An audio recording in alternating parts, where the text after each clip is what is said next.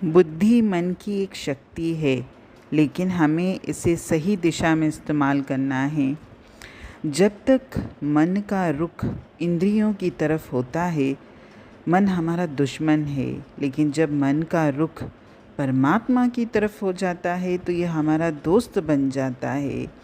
इसलिए हमें बुद्धि का इस्तेमाल परमात्मा की सृष्टि को नष्ट करना, यानी एक दूसरे से नफ़रत करना, एक दूसरे से ईर्ष्या बैर पालना, एक दूसरे के खिलाफ षड्यंत्र रचना, इंद्रियों के कैदी बनने के लिए नहीं करना है। हमें बुद्धि का इस्तेमाल कभी भी गलत उद्देश्य से नहीं करना। हमें बुद्धि का इस्तेमाल सही दिशा में परमात्मा से प्रेम करने के लिए करना है, जिसके लिए हमें बुद्धि दी गई है। क्योंकि हमारी बुद्धि का मकसद केवल परमात्मा और उसकी रचना से प्यार करना ही है।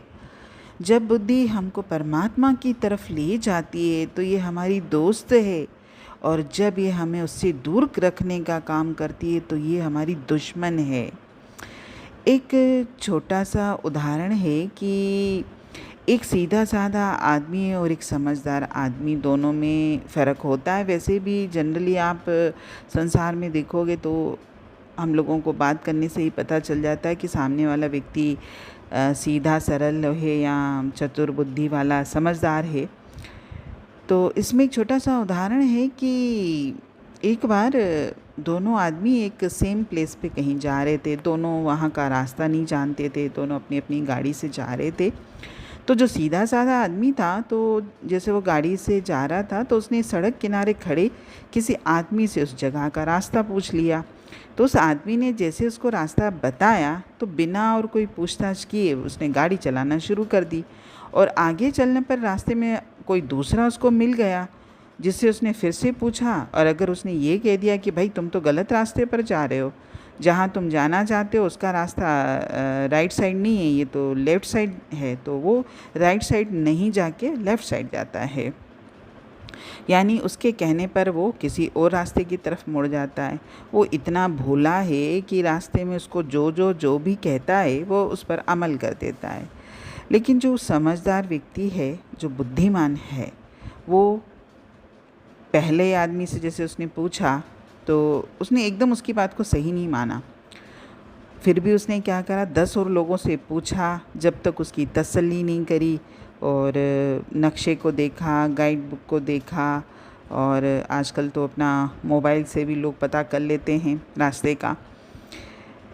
तो जब वो 10-12 लोगों से पूछता है और अपने जो भी साधन करता है, जब तक उसकी बुद्धि ये नहीं कह देती कि भाई यही रास्ता ठीक है, तब तक वो इतनी आसानी से किसी पर भरोसा नहीं करता। थोड़ी दूर गाड़ी चलाता है, फिर वो थोड़ा सा देखता है कि मैं सही जा रहा हूँ कि नहीं जा रहा हूँ, फिर चेक करके आगे बढ़ता है। जब उसकी बुद्धि को पूरा यकीन हो जाता है कि जहाँ से मैं जा रहा हूँ वाकई वो रास्ता उसी तरफ जाता है जहाँ मुझे जाना है, यानी मेरी मंजिल की तरफ ही है। भले उसने अपनी मंजिल को देखा नहीं है, लेकिन अब उसे कोई चिंता नहीं है।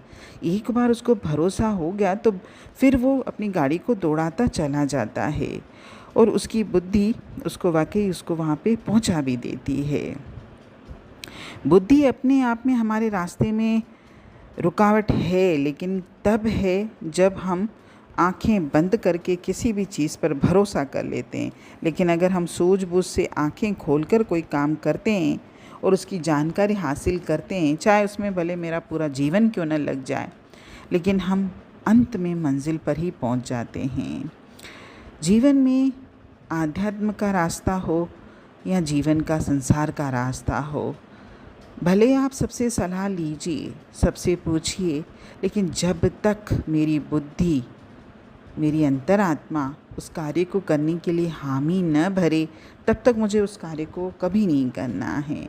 हम क्या करते हैं जीवन में, कोई हमको जैसा भी रास्ता बता देता है, जो भी बोल देता है, बिना सोचे समझे हम उसकी बात पर भरोसा कर लेते हैं और हम धोखा खा जाते हैं और दुखी हो जाते हैं। इसीलिए परमात्मा ने जो हमको बुद्धि दी है, जो रास्ता हमारे लिए सही है और हमको जो मार्गदर्शक लगता है हमारी बुद्धि के अनुसार कि ये सच्चा है, ये मुझे सही राह दिखाएगा, मुझे परमात्मा की राह दिखाएगा, उस पर ही आप भरोसा करिए, तभी हम अपनी मंजिल तक पहुंच पाएंगे। हरि ओम।